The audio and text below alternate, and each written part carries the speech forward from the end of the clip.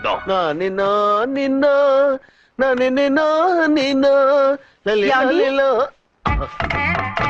నా మాట వినకుండా వెళ్ళారు.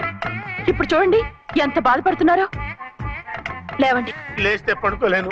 నేను పడుకోబెడతానుగా. లేవండి, జ్యూస్ తాగుదురు గాని.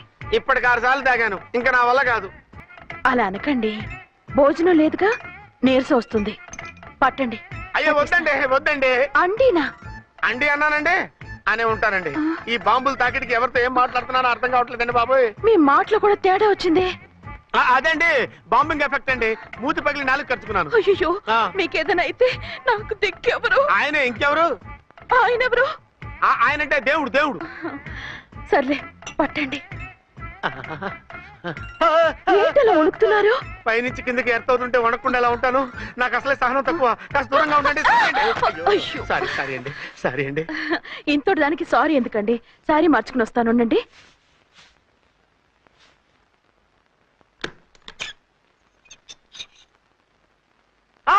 వద్దు వద్దు వద్దు వద్దు. ఏంటండి, ఏమైంది? నా ఎదురుగా బట్టలు మార్చుకోవద్దు, నేను తట్టుకోలేను.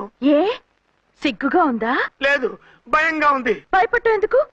నేను అందంగానే ఉంటానుగా, అందుకే భయపడేది. అయ్యో, భయం ఎందుకు? నేనేం పరాయిదాన్ని కానుగా. మీరు ఎలా ప్రొసీడ్ అయిపోతే మా గురువు గారికి నేను అన్యాయం చేయాల్సి వస్తుందండి. గురువా? గురువెవరు? అదేనండి డాక్టర్ గారు. ఈ కట్లిప్పే వరకు నన్ను స్టార్ట్ టీవీ కూడా చూడొద్దన్నారండి. మీరు సైడ్కి వెళ్ళి మార్చుకోండి, లేకపోతే నేను ఎమోషన్ అయిపోతాను.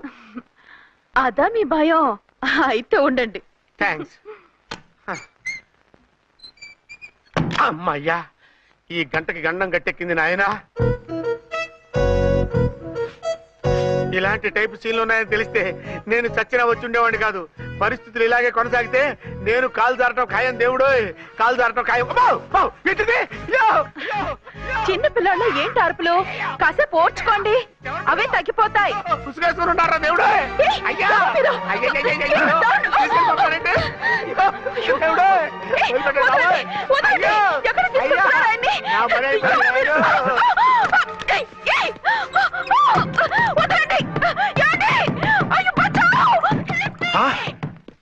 ఏంటో కేకలు? ఝాన్సీ గొంతులో ఉందండి. ఓరి నాయనో, ఆ దరిద్రుడు ఝాన్సీని చూసి అటెంప్ట్ ఏమైనా చేసేస్తున్నాడేమో.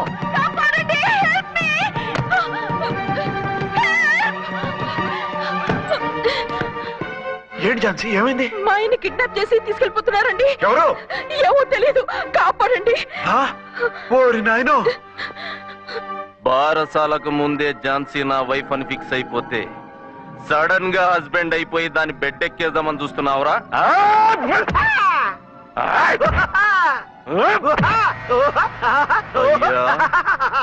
నేనింత సీరియస్ గా కొడుతుంటే వీడు కామెడీ లెక్కన అవుతుండేంది. ఈడి ఏడిపోయి ఇలా లాఫింగ్ టైప్ లో ఉంటదేమో. ఇంకో 2 రౌండ్లు వేసుకో. వేసుకోరా బాబు.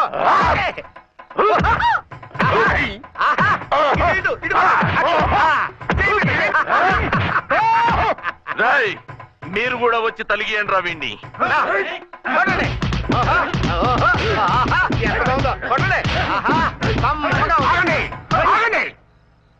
ఈడు ఎందుకు ఏడవకుండా నవ్వుతున్నాడో నాకు ఇప్పుడు అర్థమైంది. ఎందుకు? డల్ల పరుపు మందాన బ్యాండేజ్ చుట్టుంటే దెబ్బ ఎలా తగులుతుంది? గదా సంగతి. రేయ్, కట్లు మొత్తం ఇప్పి కొట్టుర్రా వీణ్ణి. వద్దు వద్దు, కట్లు మాత్రం ఇప్పొద్దు. ఏ, లోపట బట్టలు లేవా? డ్రాయర్ కూడా లేదు.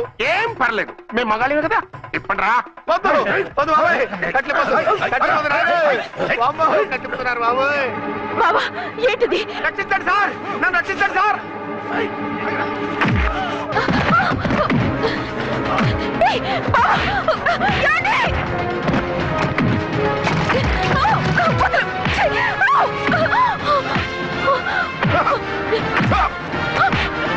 వద్దు వద్దు, నన్ను రచ్చపకండి బాబాయ్. వద్దు బాబాయ్. అయ్యో, నేను రాయో, నేను లేకపోతున్నానండి.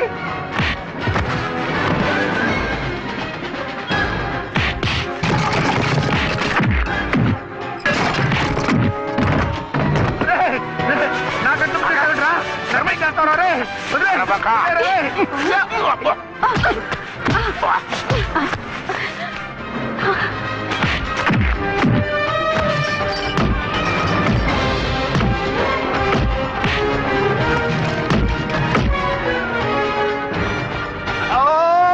అయ్యో అయ్యో సార్,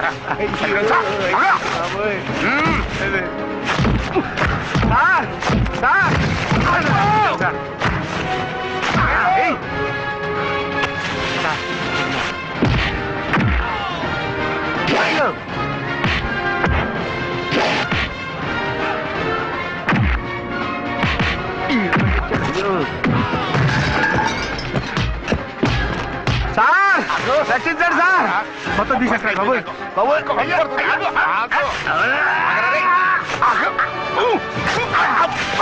మళ్ళీ స్లిప్ అయిపోయి ఉంటారు నాయన. సార్ సార్ రక్షించండి సార్ సార్ రక్షించండి సార్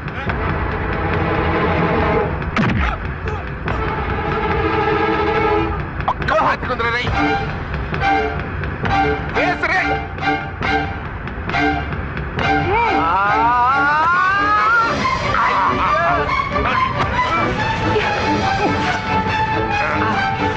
గొంతులు చచ్చిపోతాను చచ్చిపోతానయ్యా కాపాడండి సార్ సార్ త్వరగా రండి సార్ రండి సార్ అయ్యా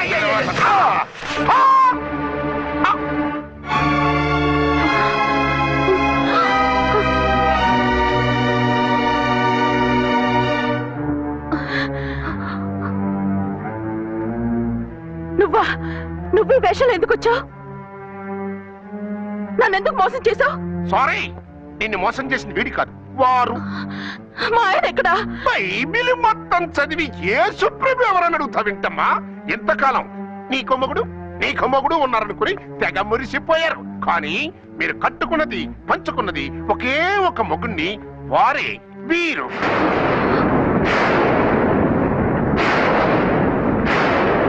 బాబు, ఆవిడ మీకేమవుతుంది? ఆవిడ మా ఆవిడే. ఆవిడ ఆవిడ మా ఆవిడే. విన్నారుగా లేడీస్, ఈ సీన్ లో ఇక మన పని అయిపోయింది. ఇప్పుడు వన్ డే మ్యాచ్ మొదలవుతుంది.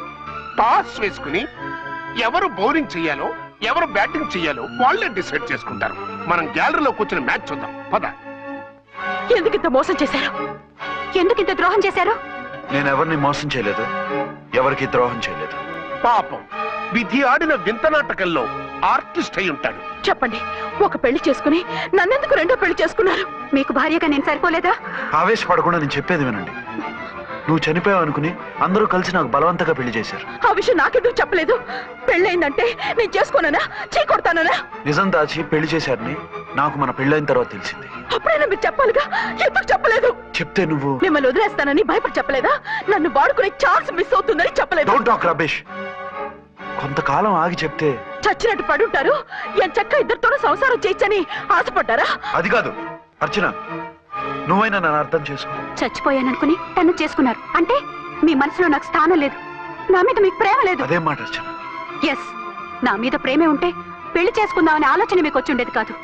మరో పెళ్లి చేసుకోరు. నేను చెప్పేది విను. నన్ను ముట్టుకోకండి. ఏ రోజైతే తన మెళ్ళో తాళి కట్టారో ఆ రోజే మన బంధం తెగిపోయింది. ఆ రోజే మీ అర్చన నిజంగా చచ్చిపోయింది. ఉండండి, తనతోనే ఉండండి, తన్నే భార్యం చేసుకోండి. నాకు కావాల్సింది శీలం చెడిన మగాడు కాదు, శీలం ఉన్న మొగుడు. Out out. బంగారం లాంటి మా సిఐ గారి కాపురాల్ని నాశనం చేశారు. వచ్చే సినిమాలో హీరోగా పుట్టి మీ ఇద్దరి అంతు చూస్తాను.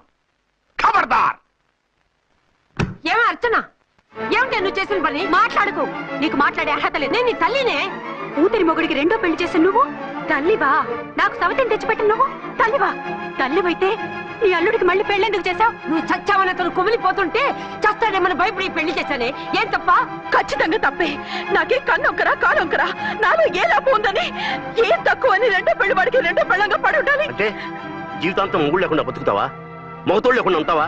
ఏ మొగుడు లేకుండా బ్రతకలేనా? ఆడదానికైనా మొగుడు అవసరం, మగాడికి పెళ్ళ అవసరం లేదా?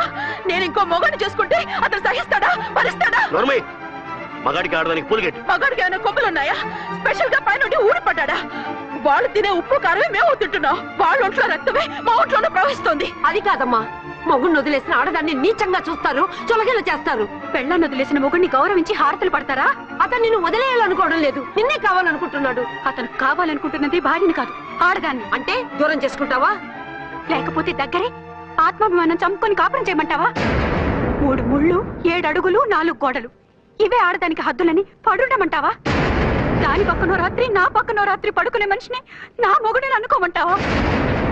నేను సత్తినా సవతినా లేక సానినా? ఏ అర్థం చెప్పుకొని ఏ హోదాతో అతనితో ఉండమంటావు? పరాయి ఆడదానికి దక్కినవాడు నా మొగుడు కాదు. అంటే ఏమిటో? ఆ మొగుడిని వద్దనుకుంటాను, విడాకులు తీసుకుంటాను.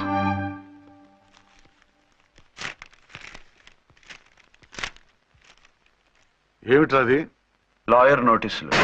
లాయర్ నోటీసులు ఎవరు పంపారు? నీ కోడళ్ళు. దేనికి? వాళ్ళకి విడాకులు కావాలంట. నువ్వెందుకురా బాధపడతావు? సిగ్గు ఎగ్గు లేకుండా విడాకుల కోసం కోర్టుకెక్కినందుకు వాళ్ళు బాధపడాలి.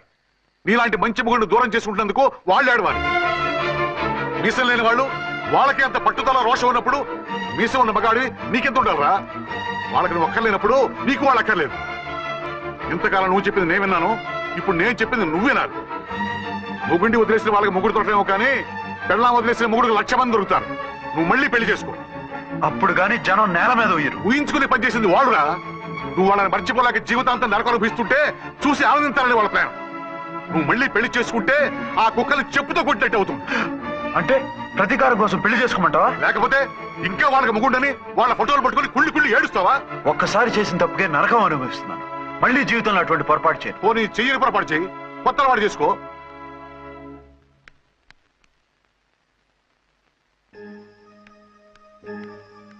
ఇదిగో నాలాగా తాగుడు అలవాటు చేసుకో.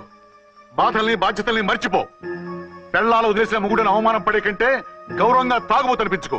అలాగే తండ్రిగా ఆనందిస్తాను. తీసుకో.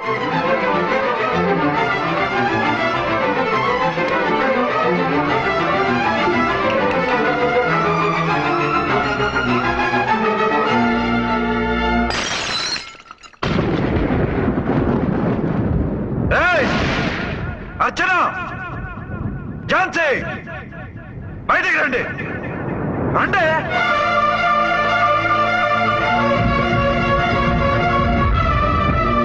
भाई और बहनों, देखो ये मेरा फर्स्ट पत्नी है. ఇది నా సెకండ్ పత్ని. ఏంటి ఆ లుక్లు? తాగొచ్చానా? నేను తాగలేదే, మీరే తాగించారు. తేగేదాకా తెచ్చారు, తాగేదాకా తీసుకొచ్చారు. నాకు విడాకులు ఇస్తారు. మనది పెళ్ళ పేకాట. ఆడినంతసేపు ఆడి మధ్యలో మిడిల్ డ్రాప్ చేయడానికి. అసలు నేను మీకేం ద్రోహం చేశాను? నువ్వు తిరిగి రాగానే on the spot first night cancel చేసుకుని నీ దగ్గర పరిగెత్తు రావడవా? ఇంకో మగాడు ఎవడైనా అయితే అలా వచ్చేస్తాడా? చెప్పను ఛాలెంజ్.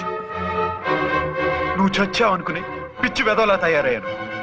కళ్ళు పూసుకుంటే కళ్ళలోకి వస్తున్నావని కంటికి నిద్ర లేకుండా కడుపుకి తిండి లేకుండా గడిపాను. చచ్చి నీ దగ్గరికి వద్దాం అనుకున్నాను. కానీ నా కన్న తల్లిని మర్చిపోలేక తాగుడికి అలవాటు పడ్డ మా నాన్న నా జీవితంలో నీ జీవితం కాకూడదురా, భార్య లేని లోటేంటో నేను చవి చూశాను, మళ్ళీ పెళ్లి చేసుకోరా అని బలవంతం చేస్తే చచ్చి కన్న తండ్రిని ఏడిపించలేక బతికి దీన్ని పెళ్లి చేసుకున్నానే తప్ప దీని రంగు పొంగు చూసి వెర్రెత్తి కాదు. అది నేరమా పాపమా? ఏమే ఈ ఏటి మేటి సౌత్ ఇండియన్ పతివ్రత, నీ సంగతి ఏంటే? సెకండ్ హ్యాండ్ మొగుడు దొరికాయండి షేక్ అయిపోతున్నావా? ఇంతకు ముందు నేను ఎప్పుడైనా తాగానా? నేను తాకానా? కామం కళ్ళకెక్కి నీతో మంచం ఎక్కానా? మజా చేశానా? పెళ్ళైన తర్వాత కూడా నిన్ను పతివ్రతలా బతకనిచ్చాను కదే.